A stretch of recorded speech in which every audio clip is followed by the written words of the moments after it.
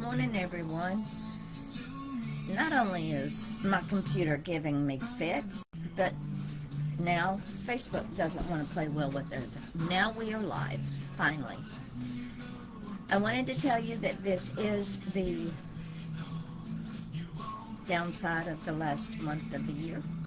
It is 2 days until Christmas Eve.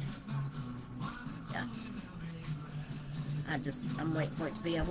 That being said, I wanted to give y'all an update. Today we released 3 new books. Alta Desinoid's French version of My Soul Trust in the Lord. Carol Bella Vance's 2 new books, Advent and What is Lent.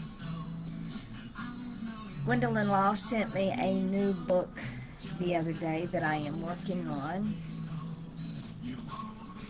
And I am so proud of these authors. I'm proud of them because many of them didn't even realize they had it in them. Oh, and by the way, I don't own the rights to this music. It's just because I can't stand silence.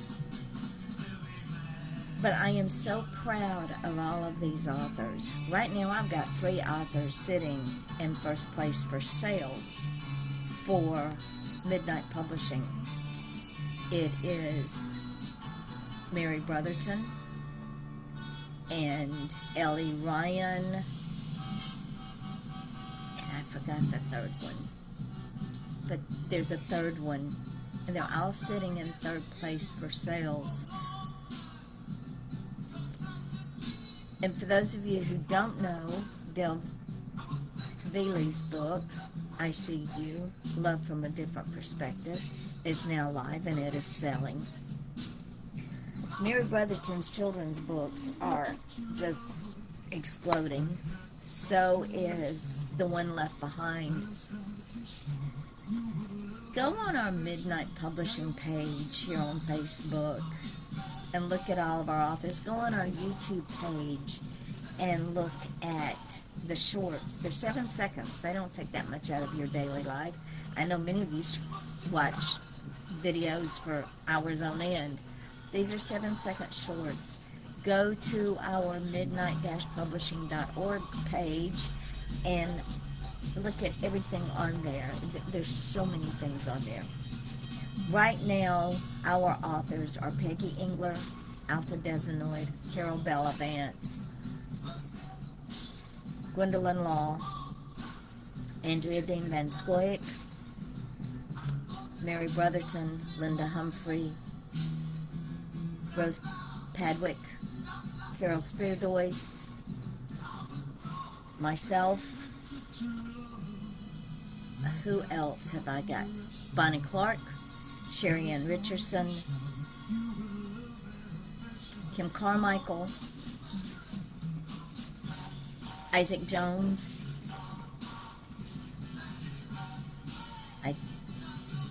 Is that all, or do I have more? See, I can't even keep up anymore than Gwendolyn Law. I can't even keep up with my own authors anymore because we're getting so many, which is a blessing. I am not complaining because these are wonderful, wonderful authors. Okay, Peggy Engler, Alta Desinoid, Andrea Dean Van Scoyoc, Carol Bella Vance. Those are our inspirational authors.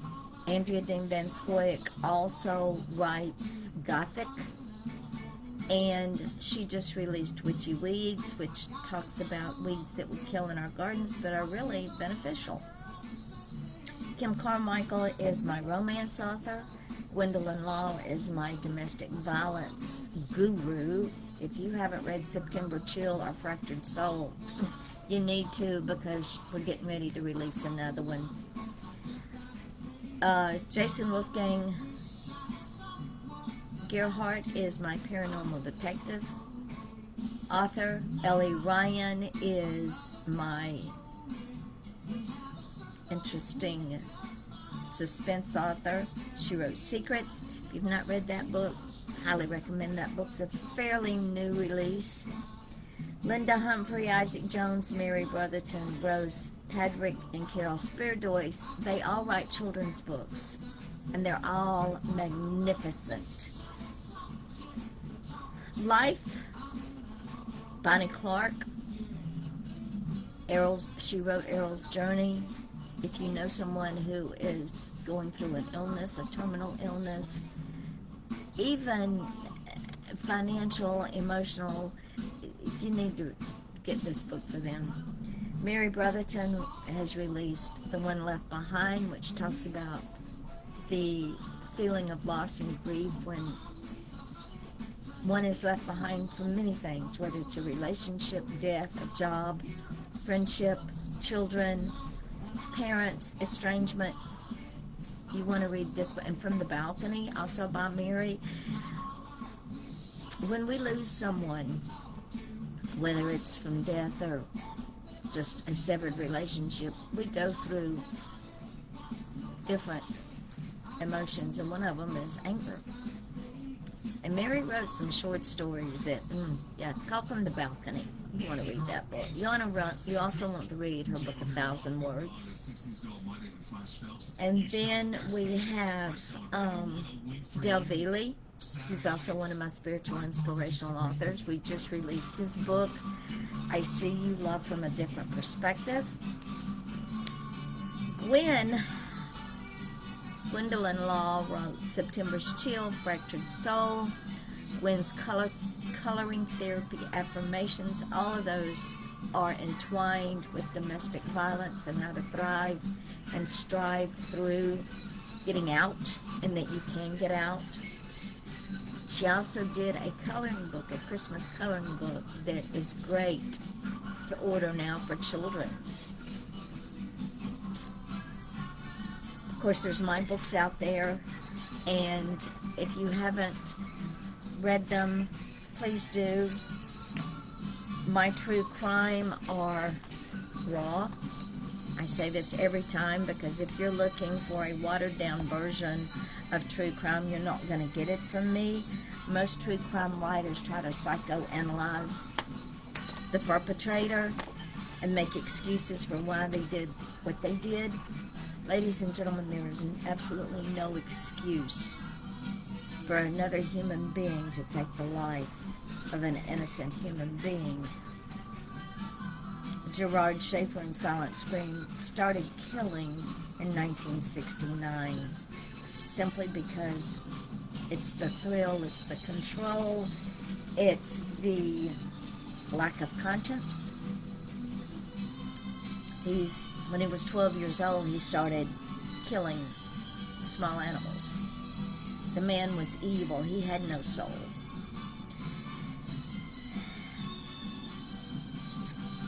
The Last Rites.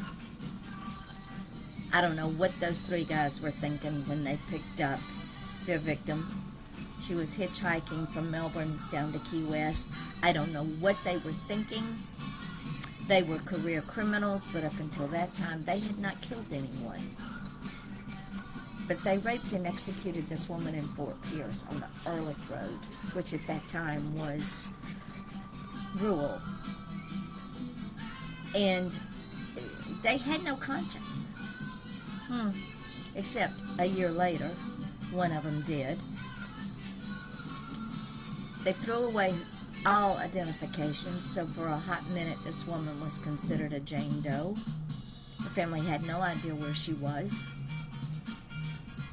And she was left like just a piece of rotted meat in the hot sun in Fort Pierce. Now, any of you who have lived in Florida, especially down south where we live, between the heat, the humidity, and the rain, it doesn't take long for a body to go into decomp. It doesn't take long at all. And these men, without a shred of consciousness, even when she begged for her life, thought anything about anything except shooting her in the back of the head. Pauline Mettler was her name. Say her name out loud. Pauline Mettler was her name. In Silent Scream, you had many, many girls. And the only reason that Schaefer got caught was because two girls got away and he was caught. say their names. I had one of the victims' families call me and thank me for showing the evil that Schaefer was. Then you have Donald Richardson in the state of Oregon, which has one of the most lax, they might as well not even have laws up there for felonious criminals. He shot his wife in the back of the head with a gun that he bought her for alleged protection. Shot her while she slept. This was after years of abuse that was covered up. He then reported her missing to her family after he cut her body up in several pieces, put them in potato sacks, and threw them in the Columbia River. 2 days later, he moved a woman into that home that was a crime scene. She slept in the same bed where the crime was committed, and she had a 2-year-old child that she brought with her.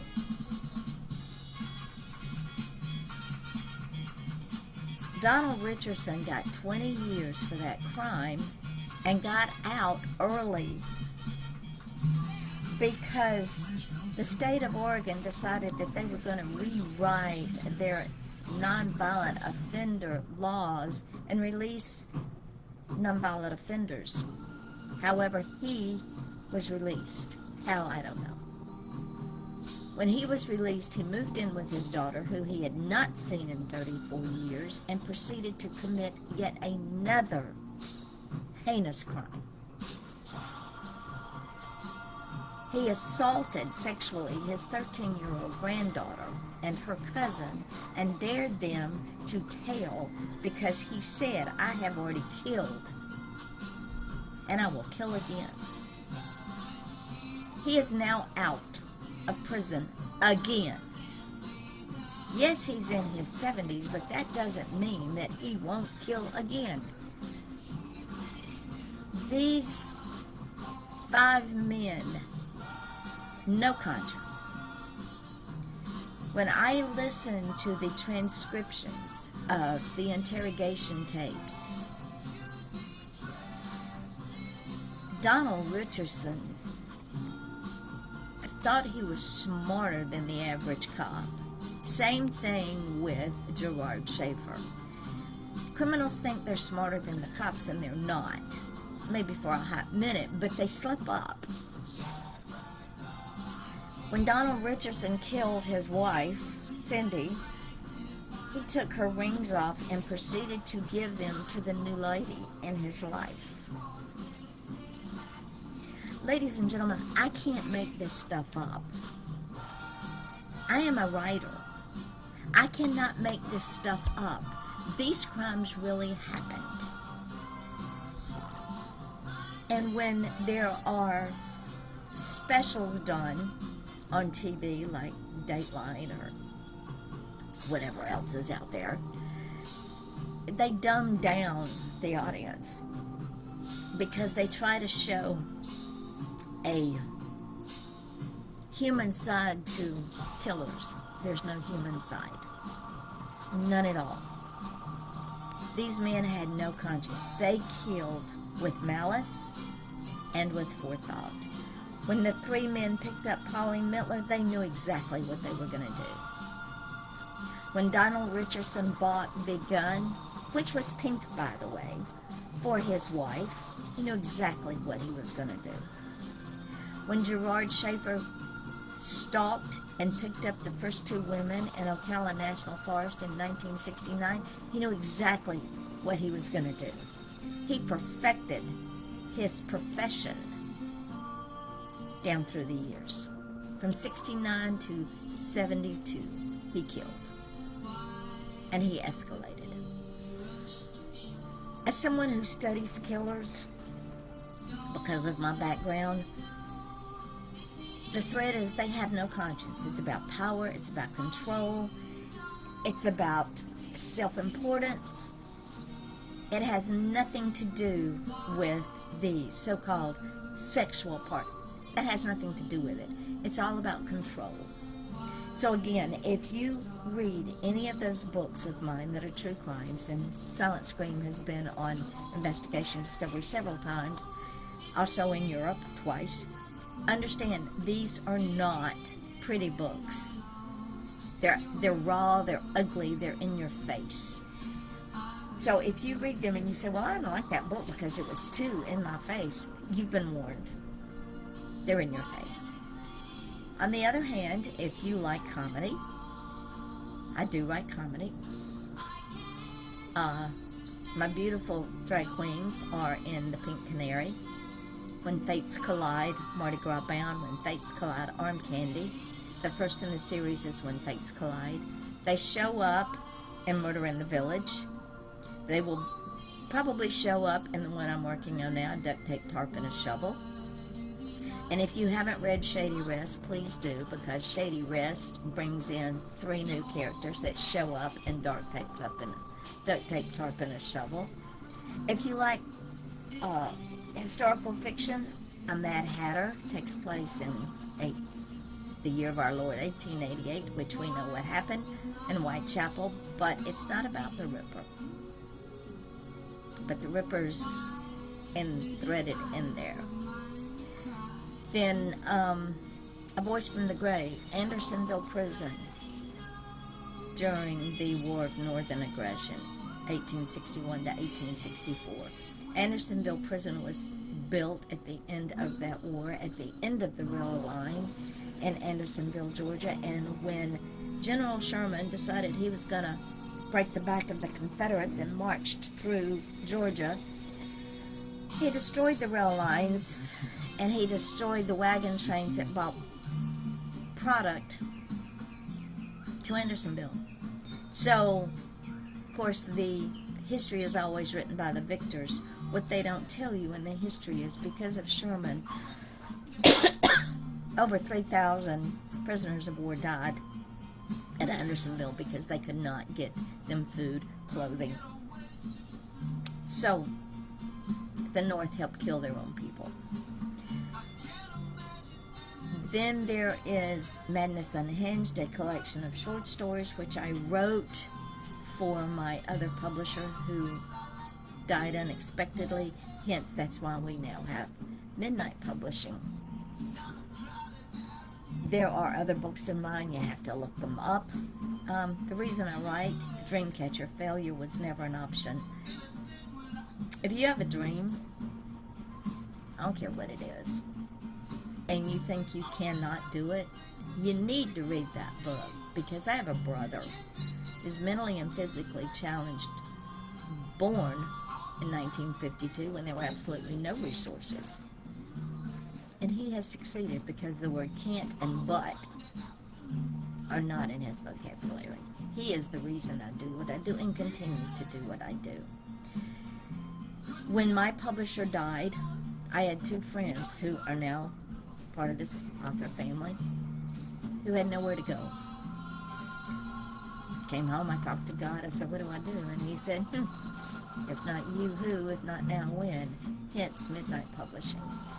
We do not charge here at Midnight Publishing. We do not charge our authors for anything, not for marketing, not for editing, not for formatting, not for graphic pictures for their children's books, not for book covers. We charge nothing here because everybody deserves a chance in the publishing world. We do ask that our authors trust the process and to trust me. I have been out here for many, many years. I know marketing, been in marketing since I was a little girl. I watch the trends, and there is a group here on Facebook called Authors for Authors, or I'm not in that group. I don't agree with that group, but they put up something the other day that just blew me away. And it was, I suggest that anybody who's into AI get out of this group. Excuse me? Okay. We at Midnight Publishing have embraced AI as a tool. Understand that, as a tool. And that tool is to put us in the forefront of the publishing world. The reason? Because when you run second place, the view never changes. We want people to follow us, to see what we're doing. We use AI for our graphics. I use AI for covers. And why, do you ask? Because number one, even though I'm an artist, I want our covers to stand out, not blend in. It's very important that our authors stand out and not blend in. One last thing before I close this live. Actually two. Mary and I will be starting a free, understand that, free online workshop the second Tuesday of January. You just have to email her at authormarybrotherton@gmail.com. She will send you a Zoom link. It will be at 1 o'clock in the afternoon, Eastern Standard Time. It will also be recorded so that people can view it on YouTube and on our webpage and our social media if they can't join us. We will be doing that for the whole year of 2026. We understand that there are those of you out there that are afraid to take that leap of faith. Ask any of our authors. Mary was one of the first that she didn't want to let go. But when she did, we now have 17 of her books up. And I'm so proud of her. The second thing I want to talk about before I close this out is I understand that we enjoy reviews. Please, if you buy a book on Amazon, put a review up, even if it's knowing that we're not fond of, because we will take that review and we will flip it. We will make that review work for us every single time. Read with an open mind. We know that not every book is for everybody. We understand that. But there is a book for everyone out there. Understand that sentence. Not every book is for every person. But there is a book for every person. And read with an open mind. Understand that when you read with an open mind, you will learn something. I've told this story before and I will tell it again. I had to read a book for my English lit class in college, written in 1929. Hated that book till I called my mother. I said, I can't write a book report on this. I can't write a paper on this. It was a term paper. She said, yes, you can. Read with an open mind. And you will learn something. So, I read with an open mind. And I learned a lot. I made an A on the paper. So understand that even when I was 12 years old, I read Dr. Zhivago. I know, that thick. And Crime and Punishment. So don't ask me why I couldn't get through a 1929 book that was that thick. I don't know. But read with an open mind. And understand that because you personally can't get anything out of the book doesn't mean that there's not something in the book that you can't find. It's like I told my youngest daughter when she was having trouble with a teacher, I said, you find one thing you like about that teacher and you compliment her on it. I said, and pretty soon you will find other things that you like about that teacher. So, ladies and gentlemen, I don't care what you read, whether it's one of my authors or whether it's somebody else, read with an open mind. Because when you read with an open mind, you learn things that you didn't know you were learning. So with that, I will close this live after I fight with my phone because it wants to drive me crazy today. But understand that this season will soon be over. This year will soon be over. We will be starting a new year. 2026, you know, when I was a little girl and I thought in 2026 I'll be 75 years old, seemed like an awful long way away, but it's not. It was in the blink of an eye. So have the day that you deserve. Check out our authors. They are amazing. I'm so proud of all of them. And may people be as kind to you as you are to them, especially during this time of year. Until next time.